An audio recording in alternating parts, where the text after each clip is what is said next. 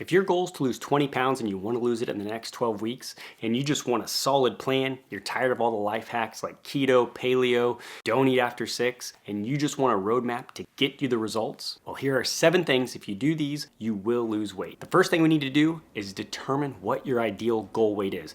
Now, this sounds simple, sounds silly, but you need to know what you're shooting for. This is going to be done over 12 weeks. If your whole goal is, I just want to lose weight, it's much easier to give up if you don't have a specific goal. And whenever you're looking around social media, you're like, well, that person lost 100 pounds in 6 days just by fasting. I want to give you some realistic numbers, and if you follow these numbers, it'll help fight the cravings that you have during diets, and it'll help fight the I want to give up, this is too freaking hard mindset whenever you restrict too tightly. Over these 12 weeks, you need to shoot for 0.5% to 1% of body fat loss every single week. That means at the end of your 12 weeks, you are going to lose 10% of yourself. Now, I'm not sure what your head represents, but that's a lot. Okay, just to put this in perspective, a 200-pound person, if they're losing 1% of their body each week, they can lose about 2 pounds every single week. Well, I say every single week, it's obviously going to drop off when you lose some weight as far as 1%, but now take that to someone who's 165 pounds and wants to weigh 145 pounds. Well, they're going to be losing 1.65 pounds of body weight per week. Let's say you're doing this with some friends and your whole goal is to lose 20 pounds. All of you want to lose 20 pounds, but one of you is 200 pounds, another one is 165 pounds, and another one is 230 pounds. Well, the person that's larger, if you're going off percentages, should lose more weight than the person who's lighter. It just levels the playing field, and it gives you an upper limit to where like, wow, I'm losing too much weight, I can slow it down a little bit. And I know you're going to want to get there fast. Anytime you're on a diet, you're like, I don't want to do this for 12 weeks. But slower is better, because if you ever cut too hard, then you get that rebound where you get super cravey, ravenous, and then you eat a whole bunch of stuff, and then the diet's over. Now that you have your goal weight that you want to lose based on your percentages over 12 weeks, this leads us to the second thing, and that is downloading the Lose It app. This one right here. The reason this one is so awesome, first off, it's better than MyFitnessPal. Second off, before I get ahead of myself, tracking calories. This is how you're going to lose weight, period. The only reason low carb diets work, or any diet, is because people are burning more calories than they're consuming, and that's how you lose weight. It's calories in, calories out. And the only reason we have these like diets and all the different fad things is because people don't want to track the calories. I know it's a pain in the butt, but I promise you, if you do it over 12 weeks and you follow this, you will lose weight. And now back to the MyFitnessPal app. The reason this one's so important is because you can actually put how much you want to weigh, 12 weeks out, and then you have your roadmap. It is literally the map to get you there. You just have to follow it and check in every day and be consistent. That's it. Now you will need to upgrade to the paid plan. That's the one that's going to give you the roadmap, plus that's going to give you your macros. As of right now, it's $49 for the whole year.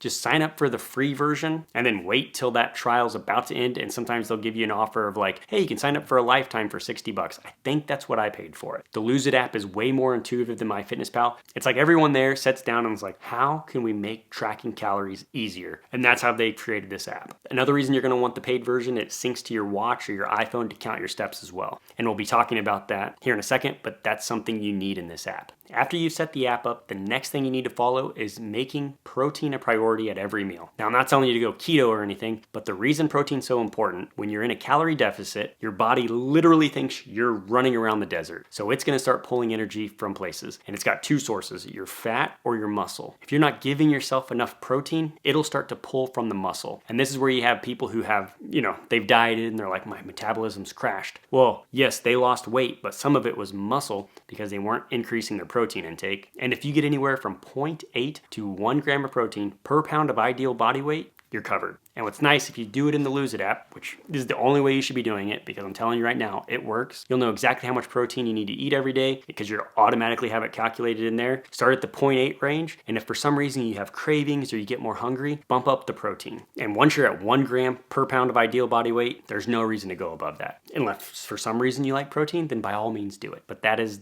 one of the minimums. And don't worry about writing all this down. If you need all this just step by step, like just give me the plan, you can see in the description below. I've created the complete 30-day plan, so you know every single day what you need to do. on from 20 all the way to 30. So this will get you started, and then you just continue for those 12 weeks. It's free in the description below. Okay, moving on to the next thing. You need to be counting your steps. Think of your steps as basically like a little fire for your metabolism. A majority of your calories that are burnt throughout the day is just your everyday movement. It's not the formal exercise you do. Yes, running and weightlifting, all that does burn calories, and you should be doing some form of it. Maybe not the running. Let's just focus on the walking, and I'll explain why in a minute. But we need to set a baseline step, continue it, and then you can increase it as the weeks go by, because it is much easier just to get up and do some walking rather than cutting your calories. Because I don't know about you, but for me, I would much rather eat a little bit more and walk a little bit more. So just get a smartwatch or use your phone.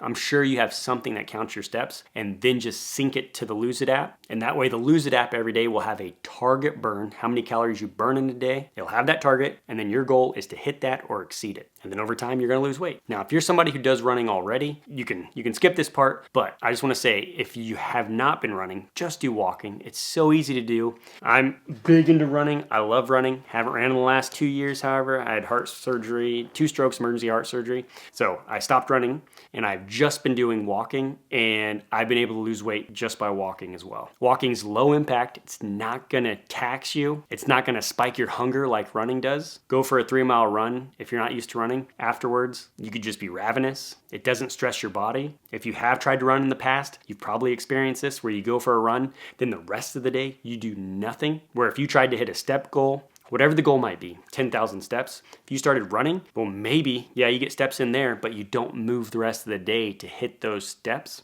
And that's your metabolism's little fire. So just focus on the steps. And the first week, all you need to do is see how much you normally get, and then add 1,000 every week, or whatever you can comfortably do. The next thing you're gonna do is some sort of strength training. You really wanna do this 3 to 4 times a week, just a full body workout. And if you're starting from zero, it doesn't have to be anything crazy. You do some push-ups, some body squats, just Google full body workouts, enter the equipment that you have, and then just do that 3 to 4 times a week. This is gonna help fight the problem where people think their metabolism crashes. Like I said, your body thinks you're wandering a desert. It's starving to death. It's gonna start taking muscles for fuel. But if you're eating your protein and you're doing strength training, you're sending signals to your muscles, hey, I need you, stay there. This way, when you get to the end of the 12 weeks, you actually look toned rather than just skinny. Because the goal isn't to lose 20 pounds, I don't care how I lose it. If that's the case, you could start doing fasting, and you'll lose the 20 pounds quick, but you can wreck your metabolism doing it that way. And if you don't know where to start with the strength training, just check out the program I have for free in the links below. Okay, you're tracking your calories, you're getting your steps in, you're doing your strength training. The next critical piece as far as weight loss is sleep. I know it sounds crazy, but just stay with me. If you get 7 to 8 hours of sleep, just think about how your day is the next day. You feel great. I know you might not have time for it, but it's gonna help you so much on your diet. The first thing it's gonna do, think about when do most people break their diet? It's not at 6 in the morning, it's at 10 p.m. If you can be in bed 9:30, all the better. It gets rid of that time of where you're eating because you're bored or you're trying to stay awake. Now this is short term, it's only 12 weeks, so just try to get the 7 to 8 hours of sleep.